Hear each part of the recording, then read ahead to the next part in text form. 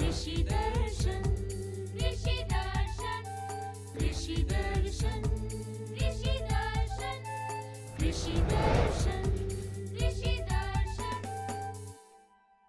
नमस्कार, कृषि दर्शन कार्यक्रम में तमाम किसान भाइयों का स्वागत है। किसान भाइयों, आप सबों को गंदरू भाई की तरफ से जोहार। साथ ही साथ झुमकी बहन का भी जोहार स्वीकार कीजिए।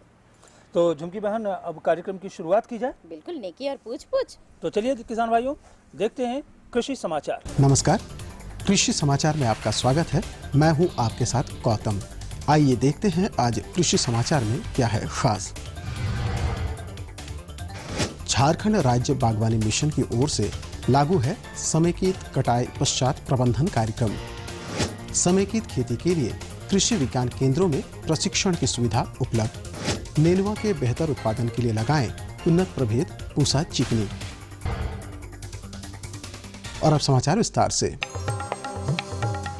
बागवानी कृषि को बढ़ावा देने के लिए झारखंड राज्य बागवानी मिशन की ओर से समेकित कटाई पश्चात प्रबंधन कार्यक्रम चलाया जा रहा है। इस कार्यक्रम के तहत pack house, on farm collection एवं स्टोरेज इकाई, integrated pack house, pre cooling इकाई, cold room, mobile pre cooling इकाई, कोल्ड स्टोरेज इकाई, रेफर बैन या कंटेनर, प्राइमरी या मोबाइल प्रसंस्करण इकाई, ripening chamber, low energy cool chamber, low cost onion storage और Pusa zero energy cool chamber की स्थापना के लिए 35 से 50% अनुदान प्राप्त किया जा सकता है। ड्यूपॉन्ट क्रॉप प्रोटेक्शन की ओर से किसानों के लिए प्रोडक्ट स्टुअर्डशिप प्रोग्राम की शुरुआत की गई है। इस कार्यक्रम के तहत किसानों को कृषि संबंधित नकली उत्पादों के बारे में जागरूक किया जा रहा है और इससे बचने के उपाय भी बताए जा रहे हैं। इस कार्यक्रम का उद्देश्य नकली और गैर कानूनी फसल सुरक्षा की समस्या से किसानों को होने वाली आर्थिक और सामाजिक क्षति को रोकना है। जो किसान समेकित खेती या समन्वित कृषि प्रणाली द्वारा खेती करना चाहते हैं, वो इस संबंध में व्यवस्थित और विस्तृत जानकारी प्राप्त करने के लिए अपने जिले के आत्मा केंद्र से संपर्क कर सकते हैं।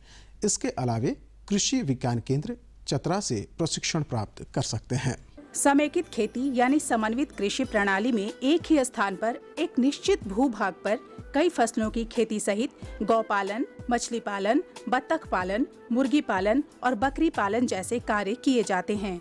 इसमें किस काम के लिए कितनी और कौन सी जमीन उपयोगी है, इस बात का ज्ञान होना बहुत जरूरी है। इसके लिए किसान आत्मा या केवीके से प्रशिक्षण ले सकते हैं। समेकित कृषि प्रणाली से संबंधित जानकारी प्राप्त करने के लिए किसान अपने अपने जिले के आत्मा कार्यालय से संपर्क स्थापित कर सकते हैं और इस पर विशेष प्रशिक्षण के लिए कृषि विज्ञान केंद्र चतरा से भी संपर्क स्थापित कर सकते हैं।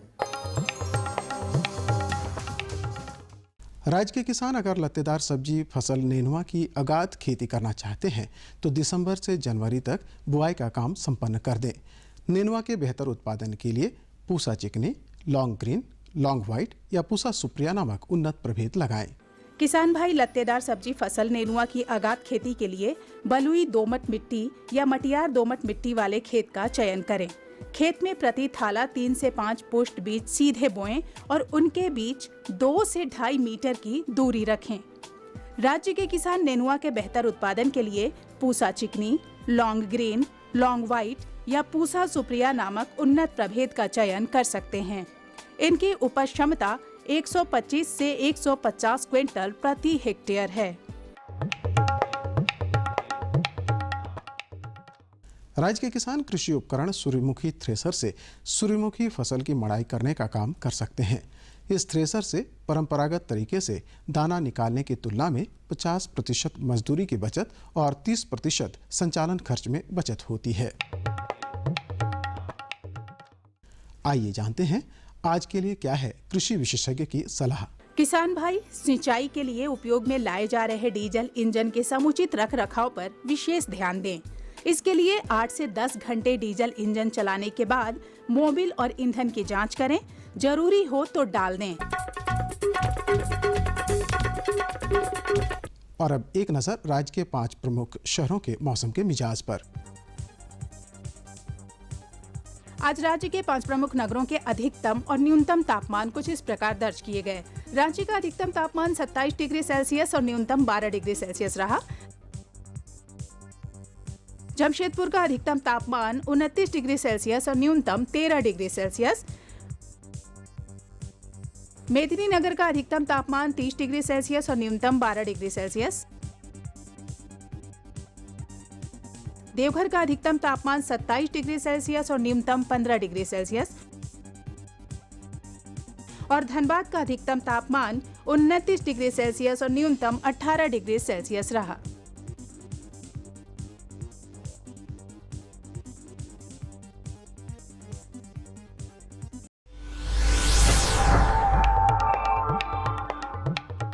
और अब मंडी भाव में आइए नजर डालते हैं अनाजों के भाव पर। आज कृषि उत्पाद बाजार समिति पंडरा रांची में विभिन्न खाद्यान्नों के थोक भाव कुछ इस प्रकार दर्ज किए गए। चावल मोटा 2150 रुपए से 2350 रुपए, चावल मध्यम 2400 रुपए से 2650 रुपए, चावल उत्तम 3700 रुपए से 4300 रुपए, गेहूं 1600 रुपए से 1750 रुपए, चना 3200 रुपए से 3400 रुपए, दाल अरहर 6850 रुपए से 7300 रुपए, दाल मसूर 5650 रुपए से 6250 रुपए, दाल चना 3750 रुपए से 4150 रुपए, सरसों तेल 8500 रुपए से 9500 रुपए, चीनी 3200 रुपए से 3400 रुपए, आलू 1750 रुपए से 1950 रुपए और प्याज 1450 रुपए से 1850 रुपए प्रति क्विंटल रहा। कृषि समाचार में आज इतना ही। अगले दिन अगले अंक में फिर मुलाकात होगी कुछ ताज़ा तरीन खबरों के साथ। तब तक के लिए दीजिए इजाजत। नमस्कार, जोहार। कृषि समाचार के अंतर्गत अपनी जानकारी ली मंडी के भाव के बारे में, मौसम के मिजाज के बारे में और तरह तरह की खेती बाड़ी के बारे में। लेकिन अब वक्त हो चला है एक छोटे से विराम का। जी हाँ। तो इस विराम के बाद हम पुनः हाजिर होंगे किसान भाइयों। आप बने रहिए हमारे साथ। ये लो और बताओ। बस अरे ये क्या भैया जी, बस इतनी सी रासायनिक खाद? किसानी छोड़ रहे हो क्या? किसानी नहीं, नादानी छोड़ रहे हैं। मिट्टी की जांच कराई है। अब तो लालाजी जितनी जरूरत है उतने ही उर्वरक खेत में डालेंगे। हाँ, किसान भाई आज ही अपने जिले की नजदीकी भूमि परीक्षण प्रयोगशाला में मिट्टी की जांच जरूर करवाएं और मिट्टी में पोषक तत्व, नमी व पौधे के विकास को देखते हुए केवल जरूरत के अनुसार ही पोषक तत्व डालें। और हाँ, मिट्टी में गंधक, जस्ता, बोरोन जैसे सूक्ष्म पोषक तत्वों का पता लगाना भी न भूलें। उर्वरक और जैविक खाद के सही उपयोग से भूमि का उपजाऊपन बनाए रखें, उत्पादकता बढ़ाएं, खर्चा घटाएं और बहुमूल्य विदेशी मुद्रा बचाने में भी सहयोग दें। और हाँ, धीमी गति से नाइट्रोजन उपलब्ध कराने वाले उर्वरकों जैसे नीम लेपित यूरिया को प्राथमिकता दें और यूरिया का पत्तों पर छिड़काव करें। अरे वाह, तू तो सचमुच समझदार हो गया रे। अधिक जानकारी के लिए संपर्क करें जिला कृषि अधिकारी या किसान कॉल सेंटर। खुशबू की फुहार में, स्वाद की बहार में, तरक्की की तानों में, खिलती मुस्कानों में, हरे भरे पौधों में, बड़े बड़े सौदों में, मधुर भिनभिनाहट में, खुशियों की आहट में। NHM बागवानी मिशन, हमारी चाहत, आपकी मुस्कुराहट।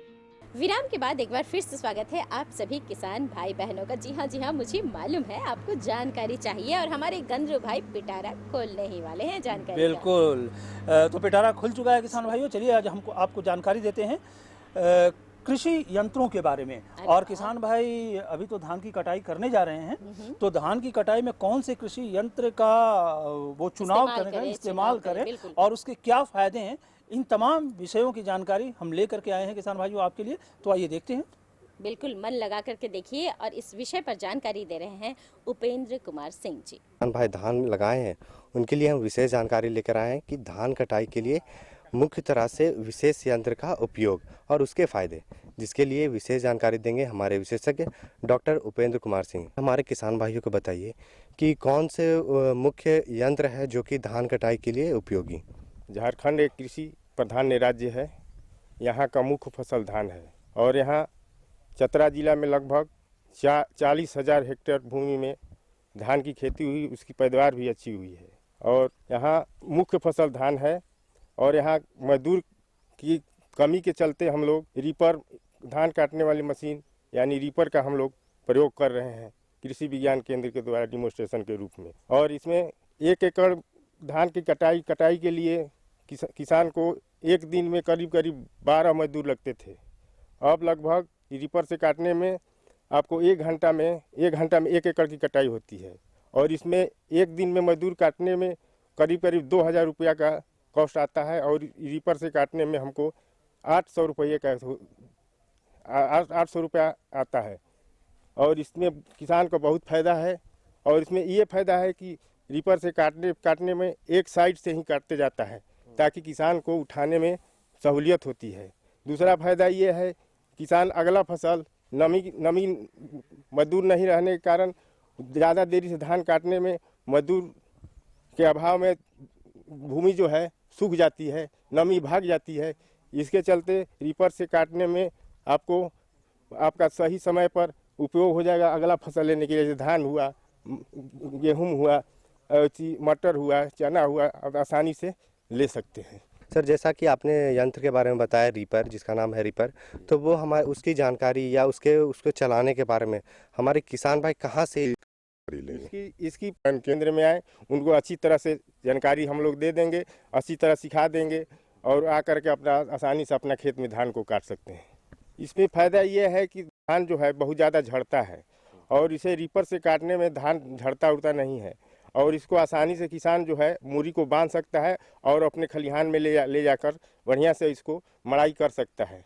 और सर, जैसा कि पहले हम धान की बर्बादी करते तो रीपर में भी हो सके कि अगर कटाई करते वक्त धान की बर्बादी हो, तो रीपर के काटते वक्त हमारे जो किसान भाई रीपर का उपयोग कर रहे हैं वो क्या महत्वपूर्ण ध्यान दें जिससे कि रीपर से काटते वक्त भी धान की बर्बादी ना हो? किसान भाई महत्वपूर्ण ध्यान बात ये दें कि एकदम एक साइड से काटें, अगल बगल इधर उधर न काटें, एक साइड से काटते हुए जाएं ताकि धान की बर्बादी नहीं हो। इसको ध्यान में रखते हुए कि एक साइड से अपना जाएं और एक साइड से काटते हुए आए ताकि धान की बर्बादी ना हो। अगर इधर उधर चलाएंगे तो धान की बर्बादी होगी। इसलिए किसान भाइयों को सलाह दी जाती है कि ये एक साइड से ही धीरे धीरे चलाएँ। सर, आपने जैसा कि बताया कि रीपर का उपयोग करने से जब धान कट जाती है तो हमारे किसान भाई ये जानना चाहेंगे कि उसको कटने के बाद वो कितने दिन के बाद वो धान को उठा सके, भंडारण के लिए हटा सके अपने खेत से, और किस तरह से वो अपने धान जो कटे हैं उसका भंडारण किस तरह से करें? किसान भाई अगर सकते 2-3 दिन के बाद इसको उठाकर अपने खलिहान में ले जाएं और अच्छी तरह सुखा करके इसको बैल से उचित होगा, जो आपको बीज रखना है बैल से उचित होगा कि आप मड़ाई करें। मड़ाई करने के बाद इसको करीब 10 से 12 दिन धूप में सुखाएं ताकि मॉइस्चर 10% बनी रहे। और इसको सुखाने के बाद या तो सीड बीन में या रखने के लिए या तो नीम का पत्ता डाल दें या तो बोड़ा है, बोड़ा में अपना पैकिंग बढ़िया से कर दें। चाहे धान का जो एथी आती है उसमें भी आदमी पैकिंग कर देता है। जो सुविधा किसान को हो, जो सुविधा हो, किसान अपना आसानी से इसको कर सकते हैं। डॉक्टर साहब, हमारे क्षेत्र में देखा गया है कि हमारे किसान भाई की आर्थिक स्थिति उतनी अच्छी नहीं होती थी, तो जो भी किसान भाई आर्थिक मजबूती नहीं है जिनकी, वो इस रीपर का कहाँ से उनको उपलब्ध कर सकते हैं, वो इस रीपर का कैसे उपयोग कर पाएंगे? किसान भाई मेरे यहाँ किसी भी कम लागत में आपका डीजल डालना होगा और ले जाकर अपने खेत में काटिए। इसके लिए आपको सुविधा हम लोग पूरी तरह से मदद करेंगे। जो भी परेशानी होगी उसके हम आप लोगों के साथ रहकर सारा समस्या को दूर कर देंगे। इसमें कोई आपको ज़्यादा कॉस्ट की ज़रूरत नहीं है। तो किसान भाई, आपने देखा कि हमारे विशेषज्ञ ने आपको बहुत ही मुख्य यंत्र रीपर के बारे में बताया जो कि धान काटने के लिए बहुत ही उपयोगी है। इसका अगर आप उपयोग करेंगे तो आपका समय बचेगा और आपको ज़्यादा धान की बर्बादी नहीं होगी। तो आपके लिए ये सारी चीज़ें बहुत ही उपयोगी साबित हो सकती है। इससे आप बहुत सारे लाभ उठा सकते हैं और हमारे विशेषज्ञ ने आपको बहुत सारी अच्छी जानकारी दी। इसके लिए हम अपने विशेषज्ञ को बहुत बहुत धन्यवाद देते हैं। धन्यवाद। वाह, बहुत ही अच्छी जानकारी थी। और कृषि यंत्रों का अगर इस्तेमाल किसान भाई करते हैं तो समय की बचत तो होती है, श्रम की भी बचत होती है और पैसे की भी बचत होती है। सही कहा आपने, लेकिन यंत्रों को अच्छी तरह से रखना चाहिए, साफ सफाई करके। बिल्कुल, वो तो ज़रूरी है। और अब झुमकी बहन, हमें लगता है कि एक और विराम का वक्त हो चुका है, तो इस विराम के बाद हम किसान भाइयों से मिलते हैं। क्यों? बिल्कुल। अरे जोहार मोहन दादा। जोहार सोहन। कहाँ से आ रहे हो दादा? बाजार गया था भाई। लगता है आज पूरा बाजार ही खरीद कर ले आए हो। हाँ? अरे नहीं, इसमें पशुओं का दाना है और फसलों में छिड़कने वाली कीटनाशक दवाइयाँ हैं और साथ में रसोई का सामान है। सब एक साथ? हाँ, अब रोज रोज बाजार जाना मुश्किल होता है ना। अरे सुनती हो? अरे लेकिन दादा, खाने पीने की चीजों के साथ रखकर कीटनाशी दवाओं का लाना खतरनाक हो सकता है। कैसे? दादा, कीटनाशी विषैले होते हैं। इसके प्रभाव से खाने पीने की चीजें जहरीली हो सकती हैं। इससे हमारा स्वास्थ्य खराब हो सकता है। अरे हाँ, ये तो हमने सोचा ही नहीं। विराम के बाद एक बार फिर से स्वागत है आप सभी किसान भाई बहनों का। और आप देख रहे हैं हमारे साथ जुड़ चुके हैं हमारे प्यारे कारू दादा। तो कारू दादा जोहार। जोहार दादा, जोहार। जोहार।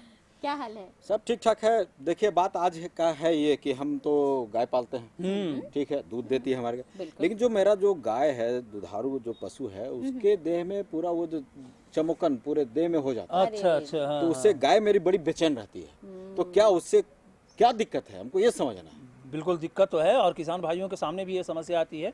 किसान भाई भी बहुत सारे जानवर पालते हैं, और ख़ास करके गाय में अगर चमोकन हो जाता है तो इसका प्रभाव गाय के स्वास्थ्य पर भी पड़ता है, और तरह तरह की उसको बीमारियां हो सकती हैं। तो क्या क्या प्रभाव हो सकता है, क्या क्या समस्याएं आ सकती हैं, इन तमाम विषयों की हम जानकारी लेंगे झुमकी बहन। बिल्कुल, और जानकारी देंगे हमारे विशेषज्ञ वीपी राय जी। आपने अपने घर में अगर दुधारू पशु पाल रखे हैं तो उनको कई तरह की बीमारियां हो जाती हैं। उसमें कुछ अंतर्जीवी परजीवी होते हैं और कुछ बाह्य परजीवी।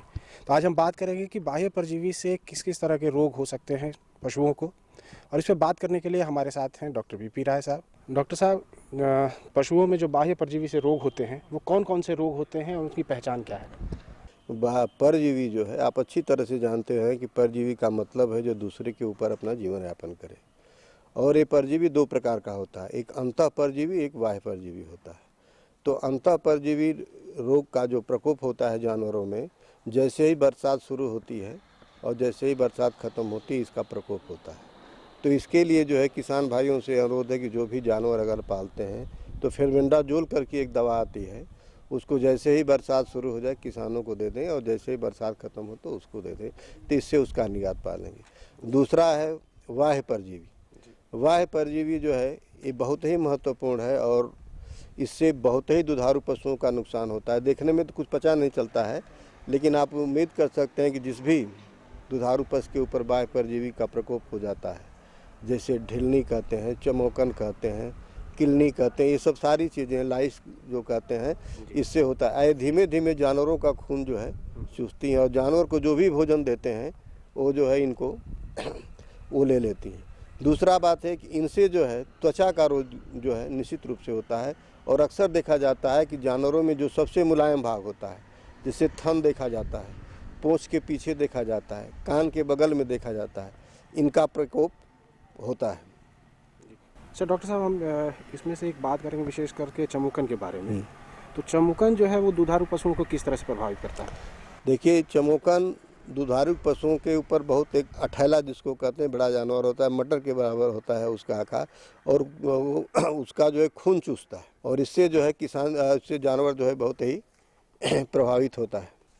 अतः जो बाह्य परजीवी हैं उसका निदान हम किस प्रकार से करेंगे, ये हम आपको विस्तृत रूप में बताना चाहते हैं। देखिए किसान भाइयों, एक तो ये है कि जाड़े के दिनों में जानवरों को प्रॉपर धुलाई करनी चाहिए, और जो स्थान पर जानवर बांधते हैं वहाँ साफ़ सुथरा रखना चाहिए। फर्श जो है पक्का होना चाहिए, और जो दीवार है कम से कम 3 फीट तक, ज़मीन से लेकर 3 फीट तक वो दीवार पक्की होनी चाहिए। रही बात है कि देखिए, इसका किसानों के पास भी इलाज है कि अगर नीम के पत्ती को 1 लीटर पानी में 250 ग्राम नीम की पत्ती लेके और उसको बॉयल कर दें और उसको छान लें, और किसान को जो है दुधारू पशु को जो है धूप में खड़ा करके और उससे उसकी धुलाई करें, तो इससे भी जो है चमोकन बाह्य परजीवी नष्ट हो जाता है। लेकिन इसको देखा जाता है कि अगर इससे नष्ट नहीं हो पाता है, ज़्यादा है, तो मैलोथियान एक दवा आती है, और डेल्टाथियान दवा है, इसको भी इसका 0.5% घोल जो है बना के इसको जो है जानवर को धूप में करके और पूरा लेपाई कर देने चाहिए। और ये ध्यान रखना चाहिए कि उस समय जानवर के मुंह को जो है जाप से जो है बांध देना चाहिए, ताकि वो अपने शरीर को जो है न चाटे, क्योंकि ये जहर होता है उसको नुकसान करेगा। इसके बाद एक विशेष और सावधानी किसान भाइयों को बरतना चाहिए कि इसके बाद उसको धुलाई कर दें किसान को, अरे जानवर को, ताकि जो है वो सारा उसके ऊपर का जहर ख़त्म हो जाए और किसान को बांधे और फ्री छोड़ दें। लेकिन सबसे प्रकाशन की तौर है कि अगर इसको पूरे समूह के रूप में लोग नहीं करेंगे और किसान अपने जानवर को छोड़ देता है चरने के लिए, अगर फील्ड में जाता है, तो अगर एक किसान अगर ये करता है, दूसरा किसान नहीं करता है, तो अगर दूसरे किसान के जानवर अगर एक साथ जब चरते हैं तो दोनों एक साथ अगर जंगल में जाते हैं तो उससे वो ट्रांसफ़र हो सकता है। तो सावधानी रखें कि किसान सामूहिक रूप से अपने जानवरों को जो है इस दवा का प्रयोग करें ताकि जो वायु परजीवी नष्ट हो जाए। दूसरी बात देखा गया है कि जब भी वायु परजीवी को किसान अपने जानवरों के धुलाई करता है और उस पर लगाता है तो वायु परजीवी छिटक जाते हैं और छिटकने के पास जो है वो ज़मीन पर चले जाते हैं और ज़मीन से धीमे धीमे वो दीवार के ऊपर चढ़ जाते हैं। इसके बाद पता चलता है कि एक हफ्ते बाद फिर जानवर के ऊपर वायु परजीवी का प्रकोप होता है। तो इसलिए किसान भाइयों को ये हम सजेशन देंगे कि जो भी दवा यूज करते हैं जानवर के ऊपर जो बचती है उसको जो है फर्श के ऊपर छिड़क दें और कूचा या झाड़ू लेके जो है पूरे दीवार के चारों तरफ छिड़क दें, जिससे कि वायु परजीवी अगर कहीं उससे छटक के कहीं अगर बचा है तब भी वो नष्ट हो जाए। तो इसमें प्रकाशन बहुत ही महत्वपूर्ण है। अगर इसको किसान नहीं करता है तो बार बार जो है अपने जानवरों को जो है दवा करनी पड़ती है और इस तरह से वो उसका खर्च भी ज़्यादा होता है। लेकिन अक्सर देखा जाता है कि दुधारू पशुओं में अगर इनका प्रकोप हो गया है तो दूध की मात्रा कम हो जाती है, उनका स्वास्थ्य कम हो जाता है और समय से गाय जो है पाल नहीं खाती है। और सबसे बड़े देखा जाता है कि जो बछड़े होते हैं जो गाय के, जिनके रोमे बड़े बड़े होते हैं या बकरियां होती हैं, उनमें इसका प्रभाव जो है बहुत ज़्यादा होता है। लेकिन जैसे बरसात के बाद ये शुरू होता है या ज़्यादा प्रभावित करता है, तो उस समय रोकथाम के लिए ही क्या करें कि ये दिक्कत जो है पशुपालकों को ना हो? तो किसान भाइयों को ये हम कहेंगे कि जब भी अपने जानवर को जो है हर 10 दिन या 15 दिन के बाद बढ़िया से जो है उसकी धुलाई करें और जिस जगह किसानों को अपने जानवर को बांधते हैं उसकी फर्श की डेली सफाई करें। और किसान भाइयों से एक रिक्वेस्ट मैं ये भी करूँगा कि जाड़े के दिनों में जहाँ भी अपने दुधारू जानवर को बांधते हैं प्रतिदिन फर्श के नीचे जो है सूखा हुआ पुआल 2 मुट्ठी 4 मुट्ठी निश्चित रूप से डाल दें और सुबह उसको जो है हटा दें, ताकि जो फर्श की नमी है जब जानवर बैठे तो उससे उसको कोई दिक्कत नहीं हो। ये सारे रोग जो है गंदगी की वजह से ही होते हैं और जिस घर में इसको बांधते हैं थोड़ा प्रॉपर वेंटिलेशन होना चाहिए, उसमें दीवारें साफ़ होनी चाहिए और दीवारों में दरार नहीं होनी चाहिए। तो ऐसा करने से, प्रकाशन लेने से जो है किसान भाई कम से कम वायु परजीवी रोगों से निजात पा सकते हैं और अपने जानवरों को स्वस्थ रख सकते हैं, ताकि उनके स्वस्थ जानवर के द्वारा स्वस्थ दूध ही मनुष्य के लिए सबसे लाभदायक है। किसान भाई जो है अपने जानवरों को बाहर में नहलाते हैं, बाहर में चराते हैं, कहीं सार्वजनिक जो तालाब है या नाला है उसमें करते हैं, तो क्या वो भी प्रभावित करता है? अगर वहाँ गंदा पानी है तालाब में तो निश्चित रूप से प्रभावित करता है। तो किसानों के अगर इस तरह का है कि जो आपका तालाब है उसमें गंदा पानी है और गांव का पानी बहता है, तो निश्चित रूप से किसान अपने घर पर दरवाजे पर हैंड पाइप के पानी से या मोटर के पानी से ही अपने जानवरों की धुलाई करें। तो किसान भाइयों, आपने देखा कि अपने जानवरों को आप किस तरह से सुरक्षित रख सकते हैं चमोकन से या और भी परजीवी कीट हैं उनसे, और इसके बारे में डॉक्टर साहब इस विशेष जानकारी के लिए आपका बहुत बहुत धन्यवाद। बहुत बहुत आपकी टीम को भी धन्यवाद और किसान भाइयों आपको भी जोहार। अब आपकी चिंता दूर हुई? हाँ, एकदम अब समझ में आया कि मैंने हम जो बताए हैं विशेषज्ञ उसके तरीका से हम इसको इलाज करें, देख रेख करें तो उसके लिए कोई दिक्कत नहीं है। बिल्कुल, तो आपकी समस्या का निदान हो गया और साथ ही साथ हमारे बाकी किसान भाई बहनों का भी बिल्कुल बिल्कुल। तो कुछ और समस्याएं हैं और कुछ और जानकारियां भी हमारे पास है, तो चलिए हम जानकारियों पर एक नज़र डालते हैं और इसके लिए हमें चलना होगा IMD पुणे। भारतीय मौसम विभाग पुणे से प्राप्त आज का मौसम पूर्वानुमान इस प्रकार है। आसमान साफ रहेगा, हवा उत्तर दिशा से पश्चिम की ओर करीब 6 किलोमीटर प्रति घंटा की गति से चलेगी। आज का अधिकतम तापमान 30 डिग्री सेल्सियस और न्यूनतम 16 डिग्री सेल्सियस रहने की संभावना है। अब मौसम पूर्वानुमान पर आधारित कृषि सलाह। वैसे खेतों में जहां धान फसल 15 दिनों के अंदर काटने लायक हो तथा खेत में पर्याप्त नमी हो, तो तो विभिन्न रबी फसलों की बुआई यथाशीघ्र करें। जो किसान असिंचित गेहूं लगाना चाहते हैं वो 50 किलो बीज प्रति एकड़ की दर से लगाएं। जो किसान तीसरी फसल लगाना चाहते हैं वो बुआई में 7 से 8 किलो बीज प्रति एकड़ की दर से उपयोग करें। चलिए पुणे से तो हम लौट गए, लेकिन अब एक काम और बाकी रह गया। अब कौन सा काम है जी? आप बार बार भूल जाते हैं। पता जो बताना है हमारे किसान भाई बहनों को। तो चलिए पता बताइए। बिल्कुल, फटाफट कागज और कलम उठा लीजिए और हमारा पता नोट कर लीजिए, ताकि आप अपनी सुझाव और समस्या हम तक लिखकर भेज सके। हमारा पता है कार्यक्रम कृषि दर्शन, कृषि प्रकोष्ठ द्वारा केंद्र निदेशक, दूरदर्शन केंद्र, रातू रोड, रांची। पिन संख्या है 834-001। तो किसान भाइयों, इसी के साथ हम सबों को दीजिए अनुमति। नमस्कार।